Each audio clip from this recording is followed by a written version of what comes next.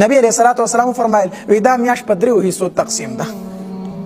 اوله حصہ اولنۍ لس ورځې څه شی دی؟ مغفرت دی، رحمت دی. اولنۍ لس ورځې څه شی دی؟ رحمت دی. منځنۍ لس ورځې څه شی دی؟ مغفرت دی. اخرۍ لس ورځې څه شی دی؟ د اور د جهنم نه خلاصې دی.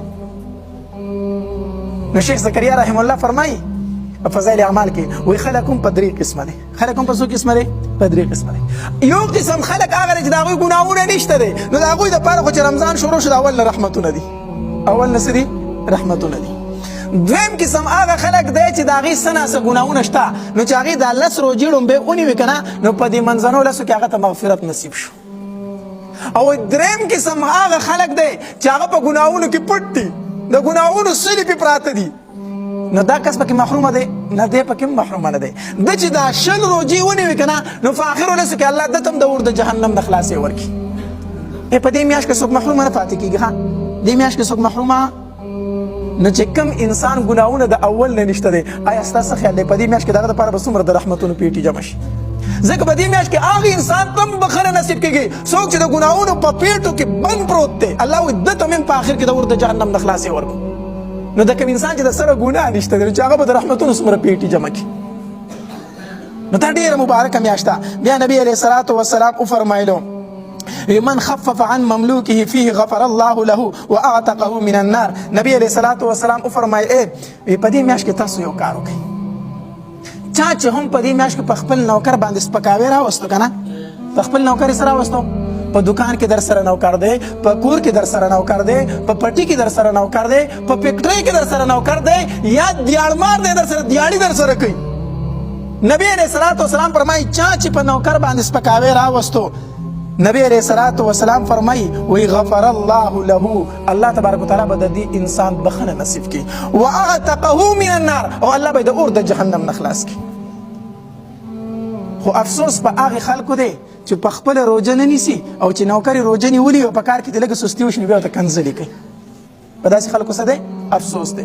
روژه کې در سره یو نوکر کار کو نو وایي ورته ټیم په ټیم هلکه ځان مه ستړی کوه، خیر دی ستا روژه ده، خیر دی ستا څه ده، یو میاشته لږ وخت دی، په دې کې کار لږ کم وشي که نه، لږ کار دې کم وشي چې دا خبره دې وکړه که نه، الله تبارک وتعالی فرمایي ګناهونه مې درته معاف کړو، تېر ګناهونه مې درته معاف کړو، د یو روژې د وجې نه تا خپل مزدور سره نرمي وکړه، اور د جهنم نه مې خلاص کړې، الله تبارک وتعالی فرمایي.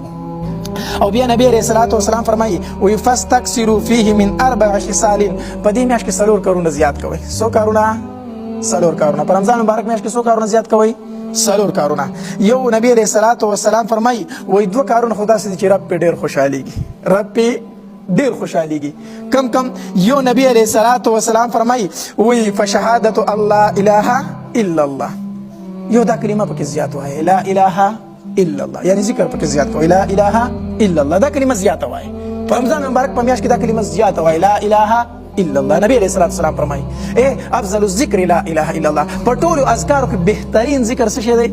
لا اله الا الله. هغه موسی علیہ الصلوۃ والسلام الله تبارک وتعالی ته درخواست وکړو، یا الله ما یو جدا غونته یو خاصه دعا راکړه چې زه یې وایم او ستا سره پې مناجات کوم. الله تبارک وتعالی ورته وفرمایل موسی لا اله الا الله وایه. موسی علیہ الصلوۃ والسلام وفرمایل الله دا خو یو عامه کلمه ده، دا خو یو عامه، ما خو ستا نه یو خاصه کلمه وغوښتلې چې بل چاته معلومه نه وي، زه یې ځان له په خصوصیت سره وامه. الله تبارک وتعالی ورته وفرمایل ای موسی ووره دا کلمه چې ده که نه، کو چېرته په یو چابړي کې 2 اسمانونه او 2 واړه ځمکې او د دوی اوسېدونکي کېښودی شي، او په بل چابړي کې صرف لا اله الا الله کېښودی شي، وي دا کلمه به درنه شي او دا هر څه به سپک شي. د دې نه علاوه بله درنه کلمه شته نه چې زه یې تاله درکړمه، دا لا اله الا الله وایه، بل کوم ذکر زه تاله درکړم. نو یو دا چې په دې رمضان مبارک په میاشت کې به څه وایې زیات، نبي علیه السلام فرمایي لا اله الا الله.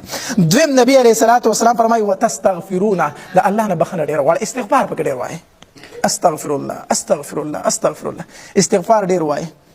علماو لیکلي دي حدیث مبارک کې راځي وایي کم انسان چې استغفار زیات وایي که نه، الله تبارک وتعالی به دله په هره مشکل کې لاره جوړوي، په هر مشکل کې به الله دله لاره جوړوي، او په هرې تنګسیانه به ورته الله تبارک وتعالی فراخي ورکړي، او د داسې طرف نه به ولې الله روزي ورکړي چې د ده په وهم او ګمان کې به هم نه وي. حدیث مبارک کې راځي څوک چې استغفار زیات وایي الله به ورله د داسې طرف نه روزي ورکړي چې د ده په وهم او ګمان کې به هم نه وي. نو یو لا اله الا الله وایي، او دویم استغفار وای په دې میاشت کې او دوه کارونه خدا سي نبی علیہ السلام فرمایي چې دا غیر خلاصې نشته دي نو دا غیر څه نشته دي خلاصې نشته دي کم دوه کارونه نبی علیہ الصلوۃ والسلام فرمایي یو دا دی چې د جنت سوال ډیر د الله نه کوي د الله نه په دې میاشت کې جنت ډیر غواړي او د جهنم نه پناه غواړي ځکه دا دوه ځایونه دي نو یا جنت ته او یا جهنم دی الله دې د جهنم نه پناه راکړي الله دې جنت زموږ نصیب کړي نبی علیہ السلام فرمایي په دې میاشت کې دا دوه سيزونه ډیر کوي د جهنم نه پناه غواړي او د جنت سوال کوي او بیا نبی علیہ الصلوۃ والسلام فرمایل ومن سقى صائما سقاه الله من حوض شربة لا يظمأ حتى يدخل الجنه نبی علیہ الصلوۃ والسلام فرمای چا چې په یو روزدار باندې اوبه وسکولي صحیح په وسکولي صرف اوبه په وسکولي نبی علیہ الصلوۃ والسلام فرمای الله تبارک وتعالى به ته زما د حوض کوثر نه اوبه وسکي الله به ته زما د حوض کوثر نه اوبه وسکي او دغه اوبه چې وسکلي چری به تګ نشي